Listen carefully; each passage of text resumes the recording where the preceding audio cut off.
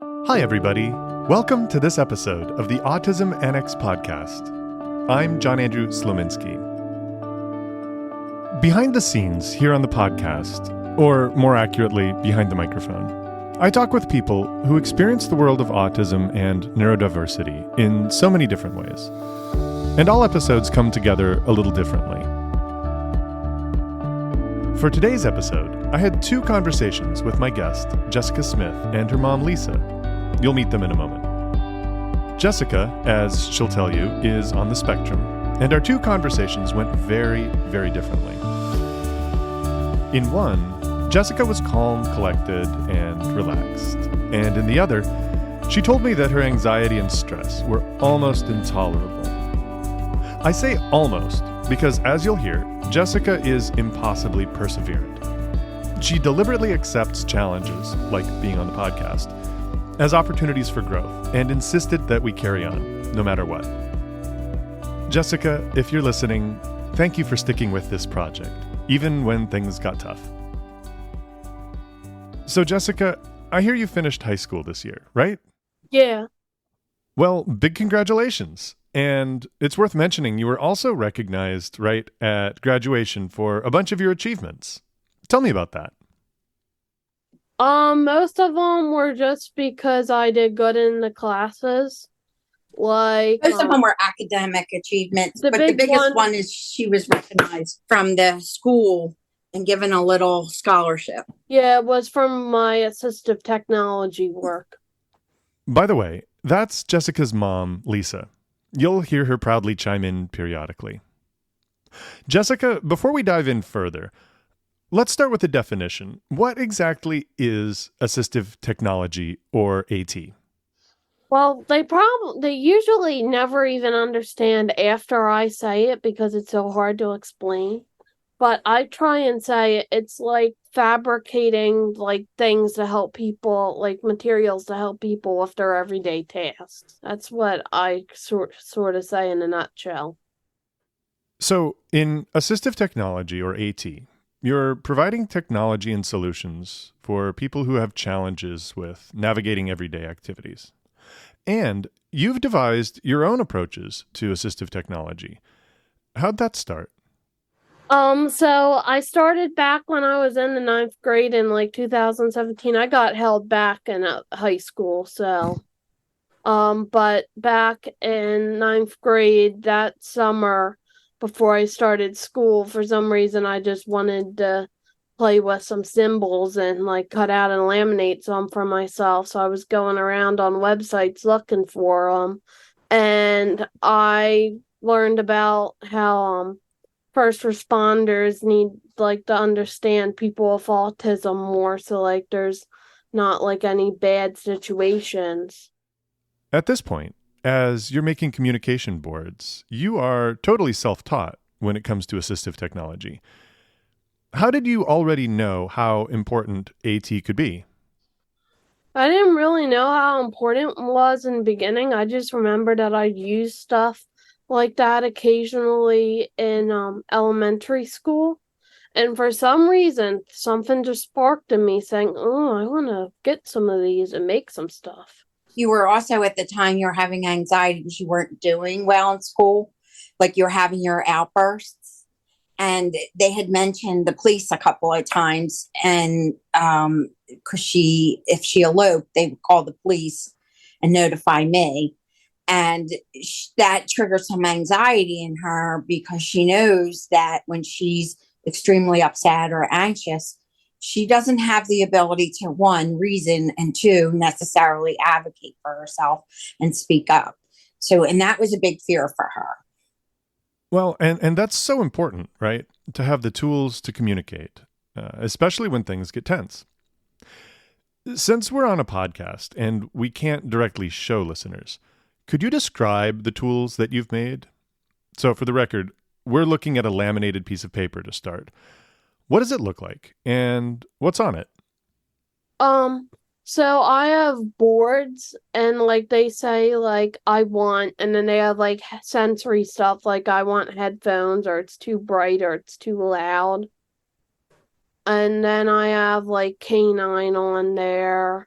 need And then help, prescriptions, right? mm-hmm, It would ask things like, what's your name, right, Jess? yeah. It would say police. It had a pain scale on it, so it had like the smiley Well, face. some had pain skill. Yeah. So, in other words, if someone isn't able to communicate verbally or process orally in a given situation, they can point or watch someone else point using one of your communication boards. Now, I imagine there's a learning curve for people who haven't used AT before. How would you train people or maybe help first responders to know what to do in these kinds of situations? The police would have to explain some way to the person that's nonverbal to point to the boards if the person never pointed to the boards. That would be the only problem.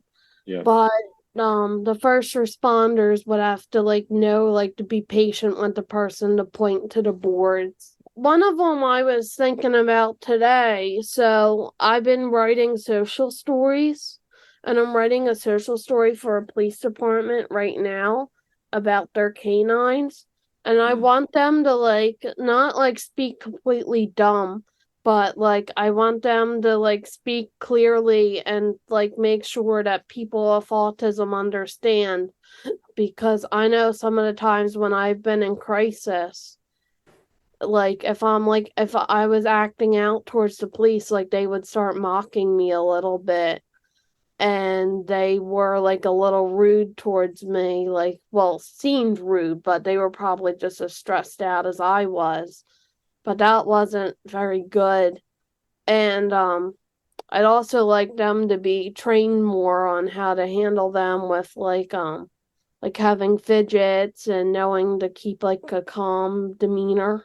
It's been well received, and identified as a need within the police department of having other means of communication with the population, because not only does it work for the nonverbal, but it works well for people that are scared. Yeah. If they're in a bad medical accident and they can't talk for some reason. But also the Alzheimer's population. Several of the police departments have nursing homes and assisted living and facilities, and they felt that these were some items they could use for these sites. Speaking of other approaches and applications for assistive technology, you've branched out a little bit into 3D printing, and I'm curious, what sorts of things are happening in that area? Do you know what Makers Making Changes? No, what is it? So they have volunteers who will 3D print assistive technology for people with disabilities. So I was on there and I got one of their 3D printed kits. October I got it, but in November I started working with the state assistive technology program, TechAL. And I started doing trainings with them and doing their monthly network meetings where I can talk about what I do. And I got a little interested with the fabrication part. Say if somebody had trouble writing, there's a piece you can put on their hand and it would hold a pen and it would be able to write. I wouldn't be able to think of that. But I've gotten into the fabrication a little bit. So that's Awesome. what really got me started with TechAL. Yeah, let's talk about TechOwl, which you've gotten involved with and is a really interesting organization. What is TechOwl in Pennsylvania and what do they do? TechAL is the state assistive technology program. They give out tablets and phones, and they also do 3D printing for low cost or free for the people in Pennsylvania. And then actually, each state has their own program. So if you go on the TechOwl website, you can follow the link and you can get connected with the assistive technology program in your state. And Jessica, for you personally, since you've been connected with TechOwl, What are some of the projects that you've been involved with and interested in? I've helped them with like I don't really consider it like a lot of projects I did because I just started in November, but I've seen some of their projects. They had these virtual reality headsets to help people in nursing homes, and I ended up just helping one of the guys that did it with their switch adapting class. And I think switches are probably my most favorite part of assistive technology because you can like make anything work with a switch if you know what you're doing. So, when I think of switches, I think of light switches, but you're talking about something completely different in terms of using switches to help people's everyday lives with a lot of different activities and applications. How does that work? So you take a stereo cable and you like solder it in, or like you can attach it in the battery compartment. And like if you do it right, when you plug in the switch and press it, it should make the toy work. And also, if you have, there's a thing called a power link. And if you plug a switch into that and plug it into an appliance, you can control the appliance with a switch. Like if they can't move their hand, or they even have switches where if like you can use a finger or you can like bump your head on something. And then they also have stuff where like if there's like little tremors in your hands, like if, with like even the slightest movement, it'll make the device work. Jessica, a long time before you started helping others to overcome challenges through assistive technology, you lived through some pretty big challenges yourself. Could you talk a little bit about growing up and what that experience was like for you? Um, so for me it was hard because nobody really knew I had autism until second grade, and I didn't really get services till fourth grade. But like it was just torture. Like I would have school, and I did somewhat good in elementary school, but like I had like always had like the principal like helping me. Luckily she was really nice. She would like that was especially more towards I get like till fifth grade. She would let me come in her office and take breaks. There was just so many issues with me in school and me in daycare, because in daycare I get bullied a lot. Like they started me in IEP with an IEP when I was in kindergarten. Lisa, if I could ask you to chime in here, what were you seeing during this time as a parent while Jessica was struggling? I was going to say she needed services from the get go. So she needed speech. She was exhibiting symptoms, some of the telltale signs, but she's an only child. So it wasn't like we could put our finger on it, what was going on, but she was very rigid in a routine. And they recognized that she had some learning difficulties, especially with recall. I still have trouble with it today. Like when this past year before I graduated, I really noticed they couldn't, like if I read it to by myself, like I'd get nothing from the story. I'd remember nothing. They'd have to read it out loud to me. I'd have to be following the line with a pencil because I always have to. My eyes, like when I'm reading, if it's a lot of stuff to read, my eyes will just go all over the place and then I'll get lost. So I always have to use like a finger or a pencil. And I think that's actually a great example of how even the smallest assistive technology, such as gripping a pencil to help your reading and recall, can be really meaningful. Jessica, now that you've graduated high school, what do you think you want to do next if, let's say, absolutely anything were possible? Well, I would like to work with TechAl, our local assistive technology program. Like I'd like to get a job there and like maybe help people like with communication devices, maybe work with their SLPs. Sometimes I'd even want to be an SLP. But like if like I could create like a job like, cause like I do a mix. I do like some of like the fabricating, but also like with like I do a lot of SLP stuff, like with like communication boards and stuff. So I'd like to get a job there doing both of them. I think a good job title would be is like a business administrator, where she would bridge the gap to allow, like, bring in all the technology, show them how it's used, help them use it to implement it.